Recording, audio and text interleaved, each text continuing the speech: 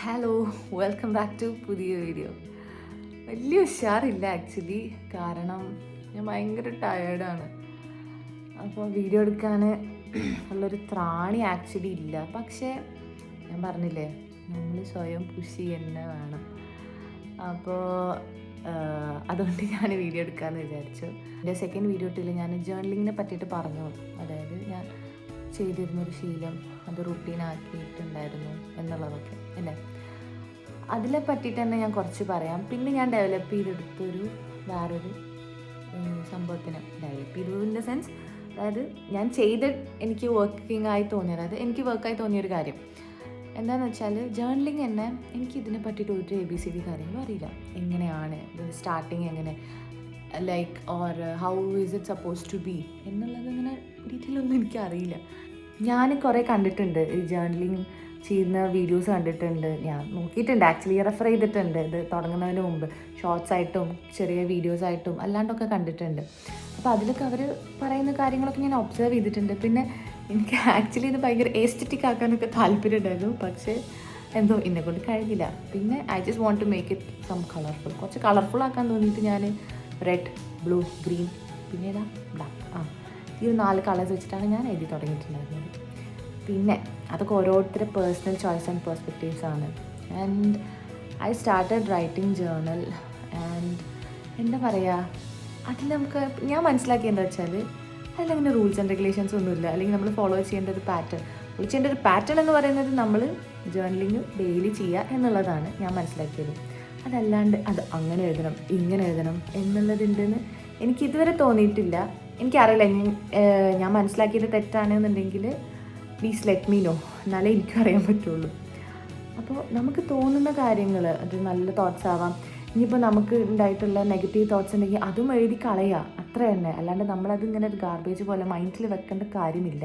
അത് എഴുതി കളയുക, മാക്സിമം ഷേക്ക് ആവുന്നുണ്ട്, സോറി. അത് മാക്സിമം ഫുള്ള് എഴുതി കളയുക. ഫുള്ള് നമ്മൾ നെഗറ്റീവ് തോട്ട്സ് അല്ലെങ്കിൽ എന്തെങ്കിലും കാര്യങ്ങളൊക്കെ ഫുള്ള് എഴുതിയിട്ട് അത് ചുരുട്ടി മടക്കി കളയുക, അല്ലെങ്കിൽ എല്ലാം കൂടി എടുത്ത് കത്തിച്ച് കളയുക. ഇറ്റ് ഹീൽസ് ആക്ച്വലി, അത് ഭയങ്കരമായിട്ട് നമുക്ക് ഹീലിംഗ് തരുന്നതാണ്. പിന്നെ അതുപോലെ അത് നമ്മളെ ഹെൽപ്പ് ചെയ്യുന്നുമുണ്ട്. പിന്നെ നമ്മൾ പോസിറ്റീവ് കാര്യങ്ങൾ എന്നത് നമ്മൾ അല്ലാണ്ട് എല്ലാതും I am confident, I am beautiful, അല്ലെങ്കിൽ I can do that, I can do this, അങ്ങനെ എല്ലാതും അങ്ങനെ തന്നെ എഴുതണമെന്ന് ഇല്ല. ആക്ച്വലി ഞാനിപ്പോൾ ഈ പറഞ്ഞതെല്ലാം പവർഫുൾ വേർഡ്സ് ആണ്, അതല്ല എന്നല്ല. പക്ഷേ എല്ലാവർക്കും അത് അങ്ങനെ ഒരു എഴുതി വെച്ചു എന്ന് വെച്ചിട്ട് അപ്ലൈ ആയിക്കൊള്ളണം എന്നില്ല.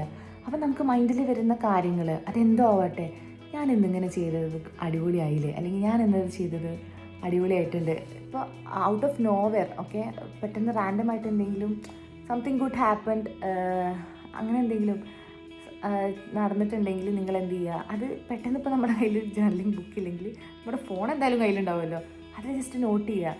നീ ഇങ്ങനെ ചെയ്തതുകൊണ്ട് അവർക്കത് ഭയങ്കരമായിട്ട് ഉപകാരപ്പെട്ടില്ലേ, so be proud of yourself. അങ്ങനെ ചിലതൊക്കെ നമ്മളൊരു എക്സാമ്പിൾ വെച്ചിട്ടും എഴുതുമ്പോൾ അത് നമുക്ക് ഐ ഗെസ് അത് നമ്മളും കൂടി എന്ത് ചെയ്യും, സെൽഫ് ബൂസ്റ്റ് ചെയ്യും തോന്നുന്നുണ്ട്. പിന്നീട് അതെടുത്ത് വായിക്കുമ്പോൾ നിങ്ങൾക്ക് ആ ഒരു ഇൻസിഡൻറ്റ് ഓർമ്മ വരും, ആ ഒരു സിറ്റുവേഷൻ എല്ലാം നിങ്ങളുടെ മൈൻഡിൽ അതിങ്ങനെ അങ്ങനെ കടന്ന് ഹിറ്റ് ചെയ്യും. പിന്നെ ജേർണലിങ്ങിൽ ഞാൻ മനസ്സിലാക്കിയതെന്ന് വെച്ചാൽ, നമുക്കത് ഭയങ്കര ഒരു റിലാക്സിങ് ആൻഡ് നമുക്ക് കൊടുക്കുന്ന ഒരു ടൈം, അല്ലെങ്കിൽ നമ്മളെ സ്നേഹിക്കുന്ന പോലെ എനിക്ക് ഫീൽ ചെയ്തിട്ടുണ്ട്. അതായത് ഒന്ന് ആലോചിച്ച് നോക്കിയെങ്കിൽ നമ്മൾ ഒരു ദിവസത്തെ കാര്യങ്ങൾ ഫുള്ളി എന്തൊക്കെ നടന്നോ, പിന്നെ അത് ഓരോരുത്തർ എഴുതുന്ന ഓരോ പോലെയാണ്. ചിലർ ഷോർട്ടാക്കി എഴുതും, ചിലർ ഡീറ്റെയിൽ ആയിട്ട് എഴുതും, ചിലർ ഇങ്ങനെ പെക്യുലർ ആയിട്ടുള്ള സാധനങ്ങൾ എഴുതും. അപ്പോൾ നമ്മളതിങ്ങനെ എടുത്ത് ഓരോന്നും എഴുതാണ് നമ്മളെ കാര്യങ്ങളിൽ. അപ്പോൾ പിന്നീട് അത് വായിക്കുമ്പോൾ നിങ്ങൾക്ക് കിട്ടുന്ന ഒരു ഹാപ്പിനെസ്, അല്ലെങ്കിൽ ഒരു സംഭവം, ചില കാര്യങ്ങളൊക്കെ നമ്മൾ മറന്നിട്ടുണ്ടാവും, പക്ഷേ നമ്മളിത് എടുത്ത് വായിക്കുമ്പോൾ ഓ അന്ന് അങ്ങനെ സംഭവിച്ചിട്ടുണ്ടായിരുന്നില്ലേ, ഓ ദാറ്റ്സ് ഗുഡ് എന്നുള്ളൊരു സാധനം നമുക്ക് കിട്ടും.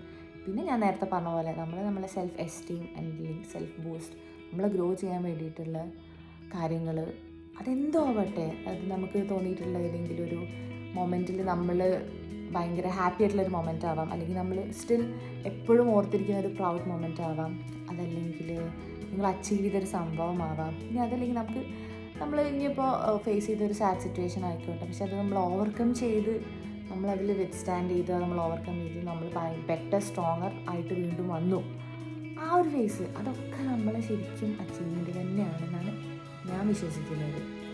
അങ്ങനെയൊക്കെയാണ് കാര്യങ്ങൾ. ഞാൻ ജേർണലിങ്ങിനെ പറ്റി പറഞ്ഞ ചിലപ്പോൾ നിങ്ങൾ ഈ ബാക്ക് അടിച്ചപ്പോൾ വീഡിയോ പോയിട്ടുണ്ടാവും. ഇത്ര നേരം തന്നെ ഇപ്പം നിങ്ങൾ കണ്ടുപോലെന്ന് എനിക്കറിയില്ല. പക്ഷേ ഇറ്റ്സ് ഓക്കെ. എന്താ പറയുക, ഞാൻ എനിക്കും കൂടി വേണ്ടിയിട്ടല്ലേ ചെയ്യുന്നത്. കുഴപ്പമില്ല.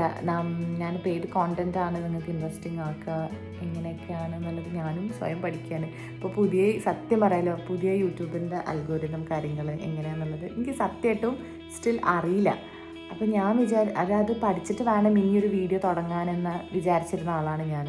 പിന്നെ വിചാരിച്ചു സാരല്ല, നീ തുടങ്ങി വെക്ക്, അത് നമുക്ക് കൂടെ പഠിക്കാം എന്നുള്ളൊരു മൈൻഡ് സെറ്റിലാണ് ഞാൻ വീണ്ടും എന്ത് ചെയ്തത്, ഈ വീഡിയോയിലോട്ട് വന്നത്.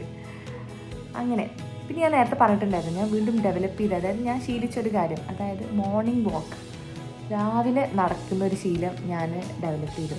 ആക്ച്വലി എനിക്ക് പുറത്ത് നടക്കാൻ പോകണം താല്പര്യമുണ്ട്, അതായത് വീടിൻ്റെ പുറത്ത്. പക്ഷേ ഇവിടെ ഭയങ്കര പട്ടിശല്യമായത് കാരണം പേടിയാണ് എനിക്ക്, ടു ബി ഹോണസ്റ്റ്. 1, 2, 3 പട്ടികളായിരുന്നു, 4-5 പട്ടികൾ. ഇനിയിപ്പോൾ 1-2 എനിക്ക് പേടിയാണ്, അത് വേറെ കാര്യം. അപ്പോൾ എനിക്ക് പേടിയാണ്, ഇനി ഒരു പട്ടീനെ കടിച്ചാൽ ആരെങ്കിലും അറിയ പോലും ഉണ്ടാവില്ല, അതാണ് അവസ്ഥ. അപ്പോൾ ഞാൻ എന്ത് ചെയ്തു, ഞാൻ എൻ്റെ വീടിൻ്റെ മുറ്റത്ത് തന്നെ അത്യാവശ്യം സ്പേസ് ഉണ്ട്, ഞാൻ അവിടെ എന്ത് ചെയ്യും, ഞാൻ നടക്കും.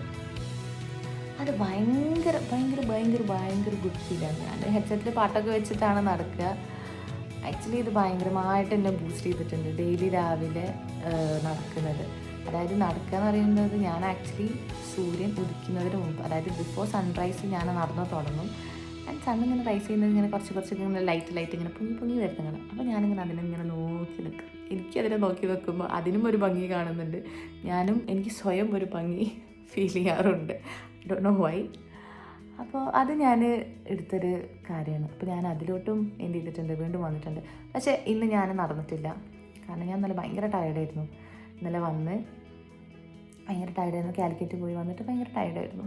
സോ യാ, അപ്പോൾ ഇത്രയൊക്കെ തന്നെയുള്ള ഈ വീഡിയോ. ഞാനിങ്ങനെ കുറച്ചായിട്ട് ഓരോന്നൊക്കെ ഇങ്ങനെ വരാൻ വേണ്ടിയിട്ടാണ് ഞാനിങ്ങനെ ഓരോ ടോപ്പിക്സ് ആവട്ടെ അല്ലെങ്കിൽ വേറെ എന്തെങ്കിലും ഇതായിട്ട് വരുന്നത്. So hoping to meet you soon. Till then, please do like, share, subscribe to my YouTube channel.